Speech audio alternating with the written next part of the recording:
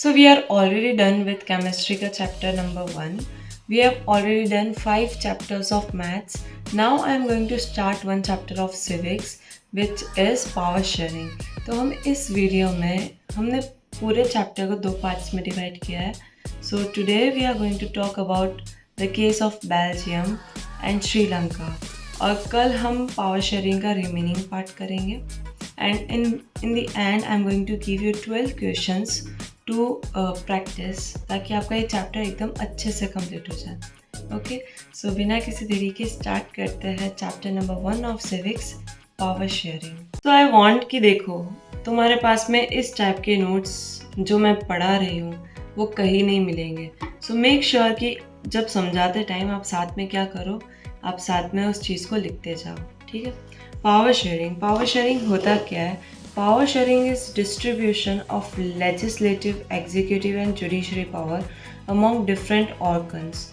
कुल मिला के पावर शेयरिंग का मतलब होता है पावर्स को एक के हाथ में ना रख के बहुत सारे अलग अलग ऑर्गन्स, बहुत सारे अलग अलग लेवल्स के बीच में बांटना. ठीक है. तो हम सबसे पहले बेल्जियम का केस देखते हैं. बेल्जियम एक स्मॉल यूरोपियन कंट्री है, छोटी सी यूरोप के अंदर कंट्री है. ठीक है.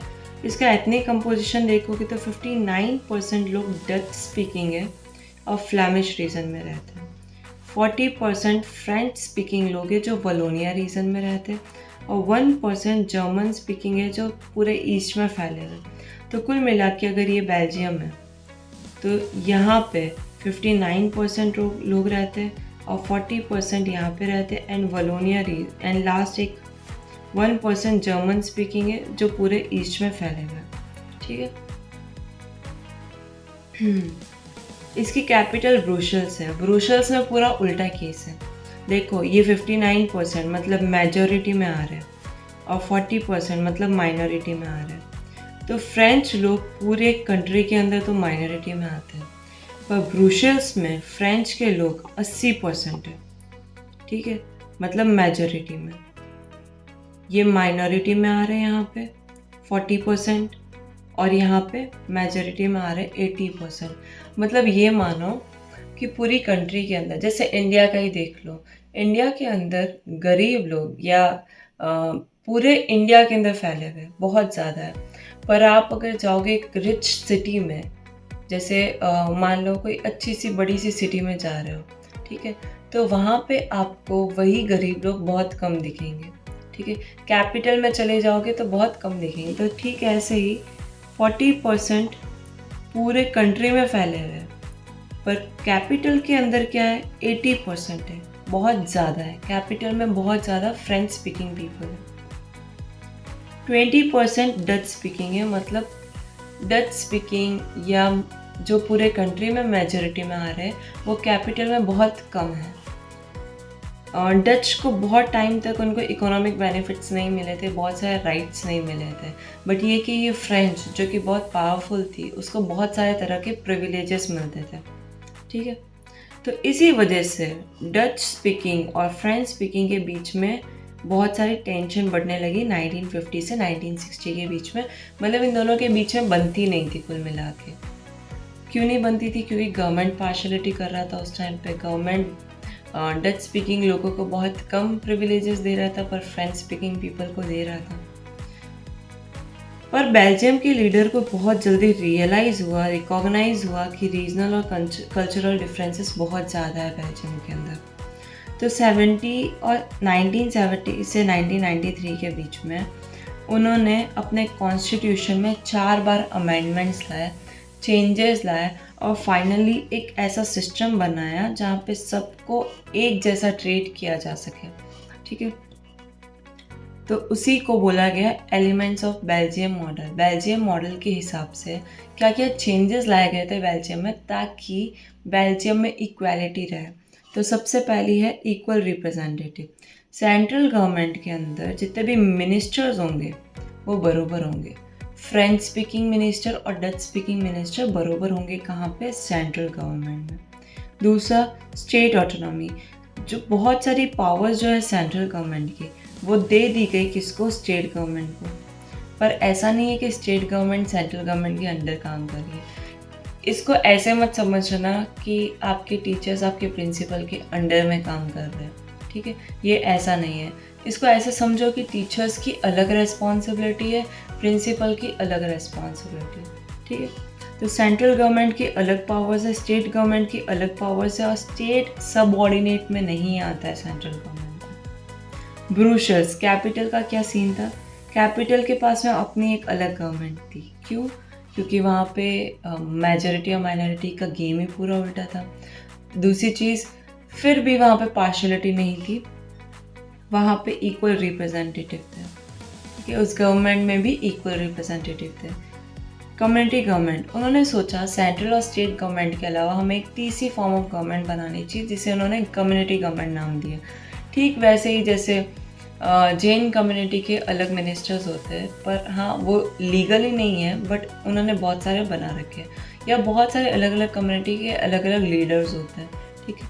तो ठीक वैसे ही कम्युनिटी गवर्नमेंट बनाई गई, elected by people belonging to one language community, मतलब एक पर्टिकुलर लैंग्वेज के हिसाब से या रिलीजन के हिसाब से इन्होंने अलग अलग कम्युनिटीज़ बना दी थी, ठीक है। इनका मॉडल इतना ज़्यादा सक्सेसफुल था कि बहुत सारी यूरोपियन कंट्रीज़ जो थी, जब एक साथ में मिली थी और उन्होंने जब यूरोपियन यूनियन बनाया था, तो इस यूरोपियन यूनियन का जो हेड क्वार्टर था ना, वो ब्रुसेल्स में बना था, ठीक है। तो ये था केस बेल्जियम का, विच वॉज सक्सेसफुल क्योंकि उनके गवर्नमेंट ने टाइम पे अच्छे अच्छे एक्शंस लिए थे। अब बात करते हैं श्रीलंका की। श्रीलंका एक आइलैंड नेशन है, ठीक है। इसका एथनिक कंपोजिशन अगर देखोगे तो 74% सिन्हाला स्पीकर्स हैं जो बुद्धिस्ट रिलीजन को फॉलो करते हैं, मीन्स मेजॉरिटी में आते हैं।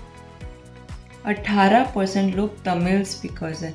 अब ये दो तरह के, 13% तो श्रीलंकन तमिल है जो बचपन से वहीं रहते हुए हैं, और 5% इंडियन तमिल से। ये वो लोग हैं जो पहले इंडिया में रहते थे, बट कॉलोनियल रूल के टाइम पे as a tea plantation worker ये श्रीलंका में शिफ्ट हो गए थे। तो 5% लोग ऐसे, ठीक है। 7% लोग कौन है? सिन्हाला और तमिल दोनों बोलते हैं, वो क्रिश्चियंस हैं, ठीक है। तो कुल मिला के मेजोरिटी किसकी चल रही है? सिन्हाला स्पीकर्स की चल रही है जो बुद्धिस्ट फॉलो करते हैं। अब सिन्हाला लोगों ने क्या किया था? डोमिनेट करने की कोशिश करी थी तमिल्स को, कि भाई हम 74% कॉन्स्टिट्यूट करते हैं, तो हम क्यों ना पूरे श्रीलंका को सिन्हाला बना दे, सिन्हाला स्पीकिंग बना दे, और क्यों ना पूरे कंट्री को बुद्धिस्ट फॉलो करने वाली कंट्री बना दे। तो ये क्या करने लगे थे? मैजोरिटेरियनिज्म को फॉलो करने लगे थे। मैजोरिटेरियनिज्म मतलब ज़्यादा लोग हो तो पावरफुल हो, ये मानने लग गए थे।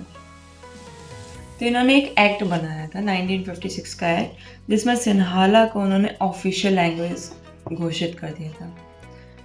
गवर्नमेंट ने सिन्हाला एप्लीकेंट्स को मतलब फेवर करना स्टार्ट कर दिया था। इट्स जस्ट लाइक कि गवर्नमेंट के कुछ एग्ज़ाम्स हो रहे हैं, ठीक है, उसमें गवर्नमेंट के पास में अगर 2 एप्लीकेशन आ रही है, एक सिन्हाला की आ रही है, एक तमिल की आ रही है, तो वो तमिल को ऐसे ही रिजेक्ट कर देंगे बिना कोई मतलब वैलिड रीज़न के। तो इट्स जस्ट लाइक कि सिन्हाला एप्लीकेंट्स को ज़्यादा प्रिविलेजेस मिलने लगी थी।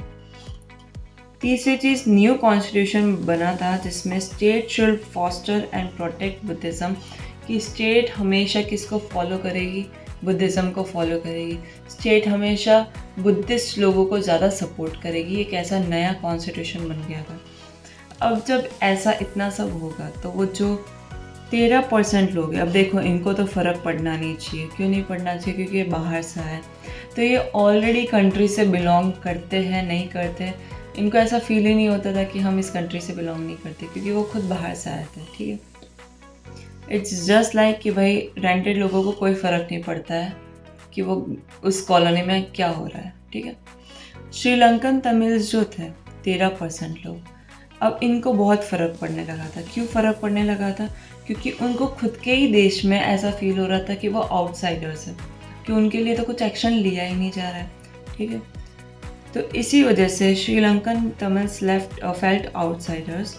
तो उन्होंने कुछ पार्टीज़ बनाई थी और struggle for the recognisation of Tamil as an official language and for regional autonomy, ताकि ये सारी चीज़ें जो इन्होंने 1956 के एक्ट में करी है उस चीज़ को ख़त्म कर दी जाए, उस चीज़ को हटा दी जाए, इसलिए उन्होंने क्या किया था, बहुत सारी पार्टीज़ बनाई थी।